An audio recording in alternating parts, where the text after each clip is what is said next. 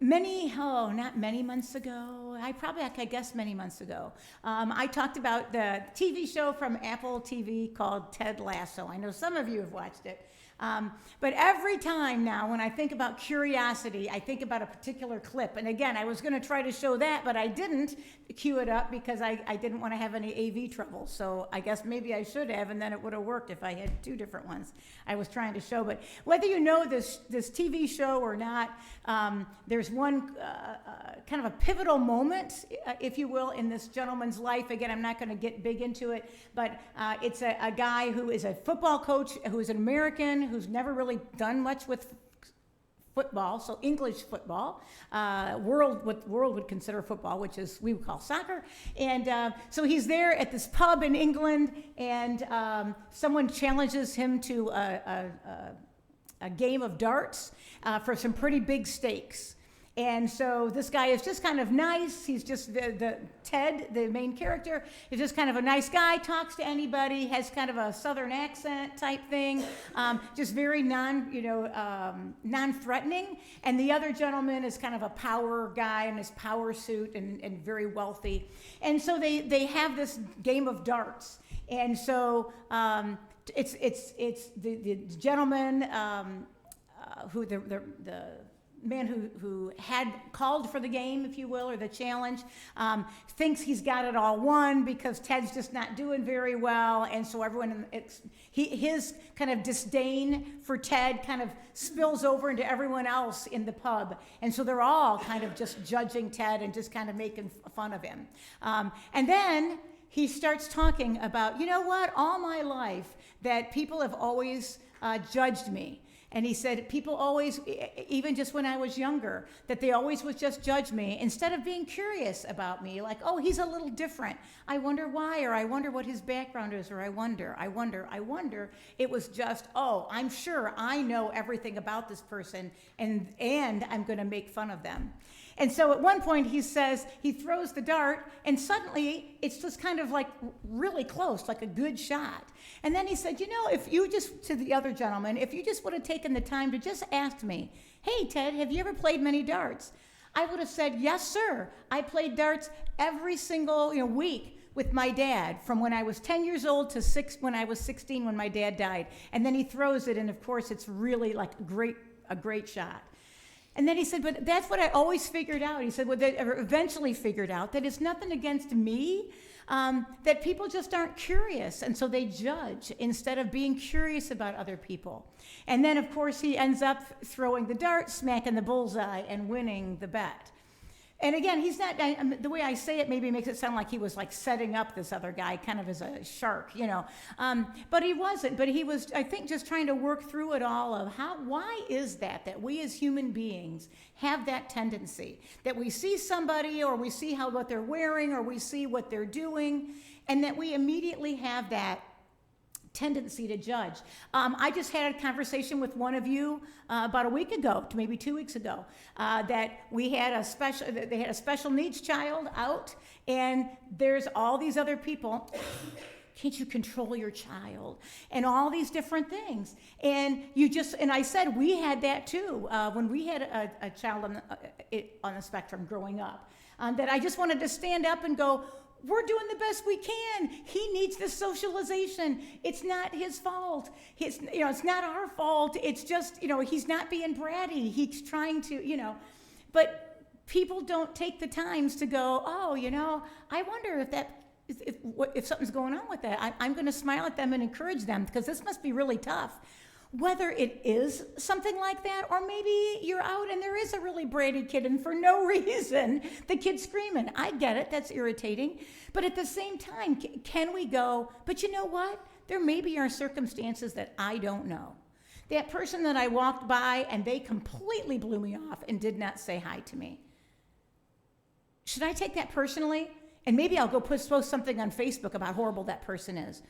Or do I think, I wonder, what if this person just got really bad news, or this person is heading to the hospital, or, again, fill in the blanks. So part of that is taking time Taking time to not judge right away, to not be mad right away, to not take it personally right away, and to give people the benefit of the doubt, to show grace, in other words, what we as Christians would say, right? To show grace to each other. And some of that directly comes from wisdom. As Paul read, and again, thank you, Paul, so much for being liturgist today. Incline your ear to wisdom, the writer of Proverbs says to us. For if you yearn for insight and cry out for understanding, if you search for it as you would for silver and dig for it as you would for buried treasure. So not just, well, I happen to have flipped open a newspaper. That just dated me, didn't it? I just happened to turn on my news feed and, oh, there was something there. I kind of read it. But no, I am going to search for wisdom. I'm going to search for answers. I'm going to search for why are people acting the way that they are and what are some things that I could do to help. I want to search and learn about this disability, or I want to search and learn about how to be more patient. Or how is it that God used these one particular people in the scriptures, right? So being very intentional in our learning. And we get a lot of this from Proverbs. A general statement to kind of get us going in Proverbs is that it's shaped to shape our characters. The person who reads Proverbs is asked to do these things. So again, usually you don't just like, well, I just am looking for something to bring comfort to me. What book of the Bible should I look at? It's usually not Proverbs, right? It's usually something, let's look in the Beatitudes, or let's look at some of these beautiful, beautiful promises of God and through Jesus. But Proverbs does give us really important instruction. Again, it's generally oriented toward advice about how to live life, how to engage in society, how to be a righteous person. And again, this reading that Paul was sharing from Proverbs 2, so it's at the very beginning of Proverbs, and this portion of the book really invites the one who's hearing it to take it seriously. So the writer really kind of hits home at the very beginning of Proverbs, hey, these things are not just like, I don't know, Ben Franklin-isms, right? If you feel like doing these, do that. Maybe it'll be good for you. But no, the writer of Proverbs, through God's work, we believe, divine inspiration, is saying these are important things that you must do. We take a posture then of curiosity. And part of that also is a posture of humility, right? Because if you're willing to say, I don't know. Like, I had some idea about why this conductor thing was, how it would work like that, but I didn't know half of what he said. I had a general idea, but I couldn't have explained it nearly as well. And I'm okay with that. Maybe you're slightly disappointed that your pastor was not more able to scientifically explain that, but I was kind of okay with that, and I don't mind you knowing that. So there's a certain humility in being able to say, I don't have all the answers, I don't know that. Can you teach me? We want to learn. So there is definitely an aspect of humility in being curious. And again, maybe that's where some of us get caught up, is we just don't want to show other people, or maybe even admit to ourselves, that we don't know everything, and that we want to be curious so that we can learn about that. It requires us to acknowledge that we don't have everything that we need learning from God to open up our minds, to understand the scriptures, and God's word through the writings of other people as well. We seek out wisdom because we need it, but again, often we miss that. And some of it, again, is because we don't want to admit that we maybe are not as wise as we would like to be. And in some ways, we are wise. Each of us have our own inner wisdom, maybe, or a wisdom that from experience. But there are always ways that we can follow Solomon's example to be more wise. I think, Paul, you actually read Meister Eckert's invitation. Remember, he said, be willing to be a beginner every single morning. I think that was the first thing Paul shared this morning. Be willing to be a beginner every single morning. Now, we talked again about Evelyn. Jill, you weren't in here, but we were saying about how that, you were with Henry, and we weren't just like out shopping. You were doing something important, but we were just kind of saying about how that Evelyn was the perfect person to have here today, because we showed the little question of what, like why. You should be asking why. And Evelyn kind of looked at me like, yeah, I've got that covered, you know. Watching children is a beautiful way to remind us, hanging out with kids, to remind us. Children are experts at curiosity. And again, it's been quite an adventure for me to be around my great nieces and great nephews and babysitting them and reading books to them, you know, going over to the houses and read books, just to kind of be reminded of that, of how curious kids can and should be. Children have this natural and gifted intuition for what I would call spirituality. Because again, that's how we get to be a more spiritual person, is by observing day-to-day observations. And that's how we grow as well. Watching over our kids or grandkids or great nephews or whatever it is can also remind us how curiosity can be fun. When's the last time you just had fun learning about something? Fun, just learning about something. I want to learn about this. I want to grow from this. I want to experiment. How many of you have tried a new hobby in the last, 6 months? Okay, I got a couple hands. All right, I got a sewing machine for Christmas, so I started sewing. Much to the chagrin of many of my friends, a lot of my church friends here, that I'm constantly asking questions about. How does this work and what is this? But it's been a pretty good learning curve to try to figure out. But it's been so much fun and great for my brain to be learning something new. We know that. Research supports that helps us. It helps keep us from possible dementia issues, learning new things, starting to get those neural pathways going. That's one of the things that Jason Silva talks about in one of the videos. I don't remember which one, but one of those videos. So we need curiosity to take this invitation in Proverbs 2 to heart, to incline our ear to wisdom, to cry out for understanding, to dig for wisdom like it was buried treasure. And curiosity in the pursuit of wisdom, to me, is at the root of a life of prayer, a life at prayer. Curiosity gives us then the same posture of children. Jesus invites to come to him, right? Let the children come to me. And so curiosity then also will bring us closer to Jesus as well. But how does this work, Jesus? How does this work? How do you want me to do this? What if and why?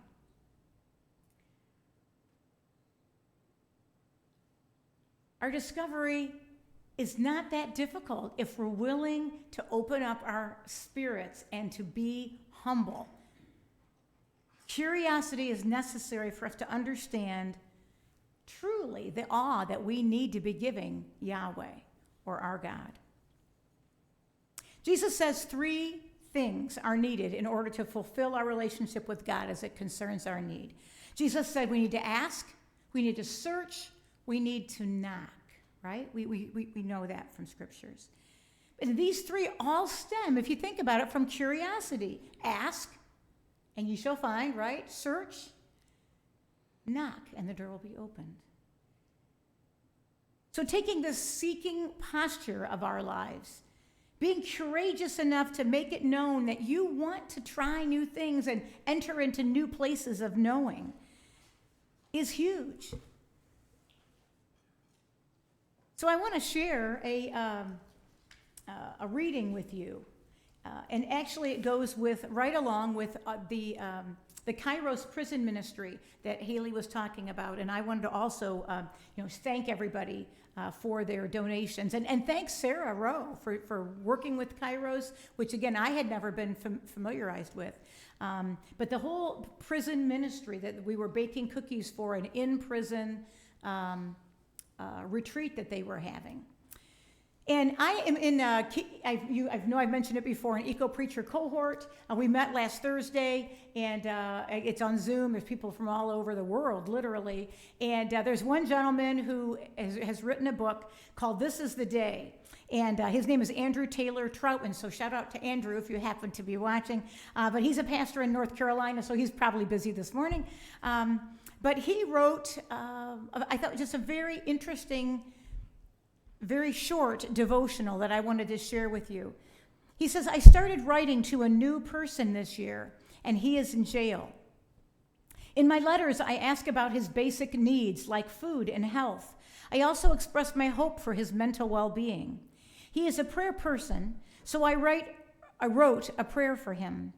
Lord of the night and day, the twilight, the fiery dawn, and all times between, help us believe where we have not seen, to trust we are not alone, and to have your grace carry us home. And Andrew says, many postal workers, including a mail carrier for this prison, were involved in delivering my letter to him. I rely on numerous individuals, most of whom I'll likely never meet, to deliver his reply. He reported that he is safe and doing the best he can. The other day, to keep his spirits up, he's doing the best he can to keep his hopes up. The other day, he caught a glimpse of a deer through the security bars of the outdoor compound. Thanks to his letter, I don't look at deer the same way. And then he, it was our facilitator ended with a note from this because she had shared this. And she said, Lenten blessings to us all that we might see the world anew. So to see the world anew, to think, well, yeah, I drive along here, certain different times, or when I'm out walking, or all these different things that I'm doing, that I see these things. But again, imagine if you're not able to do these things. How much more precious is that, to be able to see a deer? And then for us to think about that. And how is it that we can give hope to those who are incarcerated? How is it that we can help them to make the changes that they need in their lives and in their spirits to go out and live anew? So perhaps it's time to consider about curiosity, because again, interaction equals transformation. Think about all the other times that Jesus talked about that transformation. The woman at the well, Zacchaeus, right? Hey, what are you doing up there? He asked Zacchaeus, Jesus did, right? So Jesus was always kind of asking questions, answering them certainly also, but still sometimes not answering directly, for sure, asking us questions. What's that woman at the well? Why is she there? What's her story? And remember, he even asks about her. And he's not just being nosy. He desires to know more. And again, we would assume that as Jesus, part of the creator of the universe, that he would also know the answers. So he's trying to get her to self-reflect, to be able to answer the question. Interaction equals transformation. If there's nothing else that you take home today, I hope that you can kind of think about that very short phrase.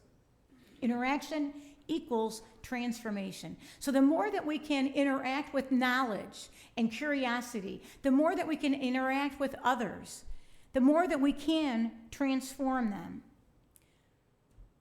Now, we think about maybe traveling. I thought of that when I saw the pictures that Russ had done. One picture was from the amphitheater that Paul preached in Ephesus. And he said that you can sit in the very, very back and whisper practically, and you can someone on stage can basically like whisper, and in the very back row that you can hear. He said the acoustic is just so amazing. And that it's so cool to just think about sitting there in Ephesus of what that would have been like to actually hear Paul preach. But I think about travel when I saw these pictures that Russ had dropped off. And I think about travel and all the people that we have met in our travels, and again, they're somewhat limited for sure. But think about in your travels, all the people that you've met that have been really really interesting, and like how I would never have met them otherwise, or maybe I would never have talked to them otherwise. But when you're traveling, I don't know, think like on a cruise maybe, or on a train. I know I've had some great conversations on the train from Toledo to New York City. It's just, there's just something about it that we're just like, your guard is down and you're all together in it, and then you just talk. I thought of Jackie. We talked about Jackie, remember, right? When Paul's two daughters were talking to me as we were planning the eulogy and the funeral, and that she would talk to a tree, I think Lisa or one of them said, and get answers, I think is what she also said. But think about that. I was thinking of Jim Bostorff, Mike, just all these people that would just talk to people.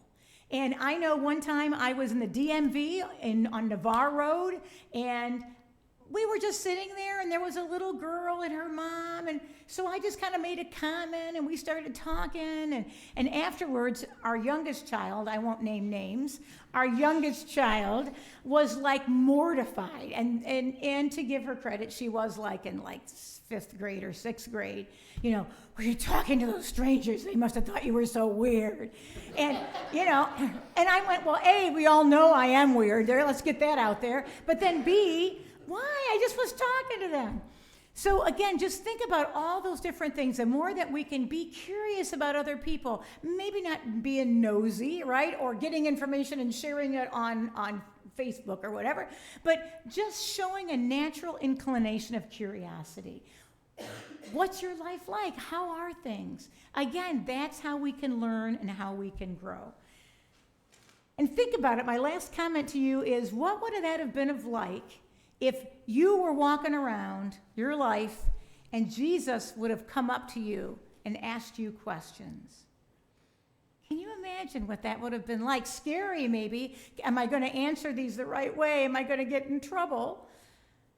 But I don't think so. What we know about Jesus, I think he would have been very loving to us, but not let us get off the hook. Right? I don't subscribe to the buddy Jesus theory that, Jesus loves us. Well, Jesus does love us no matter what, but Jesus holds us accountable. And Jesus also wants us to take the time and ask the hard questions of ourselves. Am I living a life that is Christ-like truly? Am I, the words coming out of my mouth, are they Christ-like? And part of that, again, to be Christ-like, I believe, is to have that sense of curiosity and wonder. Curiosity, I truly believe, is the door to the holy. And I pray that this week you will find that to be true. Amen.